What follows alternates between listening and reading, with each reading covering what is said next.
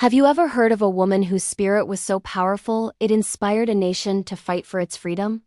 Today, we're diving into the incredible story of Nehanda Nyakasikana, a spiritual leader who became a symbol of resistance against colonial rule in what is now Zimbabwe. Her tale is one of courage, spiritual power, and a legacy that echoes through history. So, who was Nehanda Nyakasikana? She wasn't just one person. The name Nehanda refers to a powerful ancestral spirit, and Nyakasikana was the woman who became its medium in the late 19th century. Imagine being a young woman chosen to channel one of the most revered spirits of your people, the Shona. This spirit was believed to be the protector of the land and its inhabitants. Nyakasikana, as the medium, became a central figure, her voice carrying the weight of tradition and the will of the ancestors. For years, she was a respected spiritual guide, consulted by chiefs and common people alike for her wisdom on everything from harvest to disputes. Her life was one of peace and spiritual duty. But everything changed when the British South Africa Company, led by Cecil Rhodes, arrived in the 1890s. Their goal was to colonize the land, seizing resources and imposing their own laws. The Shona people, along with the Ndebele, saw their way of life, their land, and their sovereignty under threat. As tensions boiled over, the First Chimurenga, or the First War of Independence, erupted in 1896. This was where Nehanda Nyakasikana's role shifted from a spiritual guide to a revolutionary leader.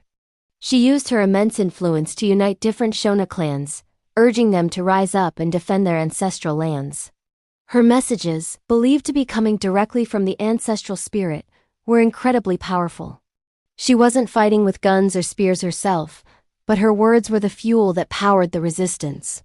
She became the spiritual heart of the uprising, a symbol of defiance against a technologically superior colonial force. The war was brutal. The Shona and Ndebele warriors fought bravely, but they were ultimately outmatched by the British firepower.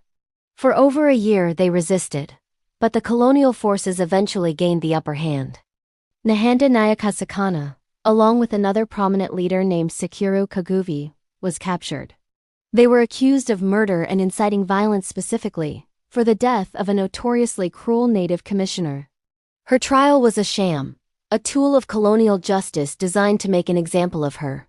She was offered a deal: convert to Christianity and her life would be spared. But Nehanda refused.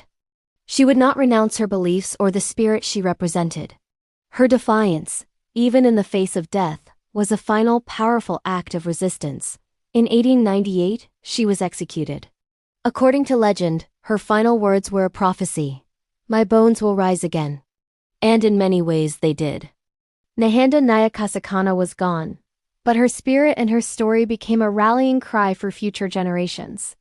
Her name was invoked during the Second Chimurenga, the war that ultimately led to Zimbabwe's independence in 1980. She became a national hero, the grandmother of the nation, embodying the unyielding spirit of freedom. Today, her legacy is celebrated in Zimbabwe with statues, songs, and stories, a constant reminder of the fight for independence and the power of one woman's unbreakable will. Her story teaches us that true leadership isn't always about being on the front lines. Sometimes, it's about being the spiritual anchor that holds a people together. Thank you for joining me on this journey into the life of Nehanda Nyakasikana. If you found this story as inspiring as I do, please hit that like button and subscribe for more stories of incredible figures from history. Let me know in the comments who else you'd like to learn about. See you next time.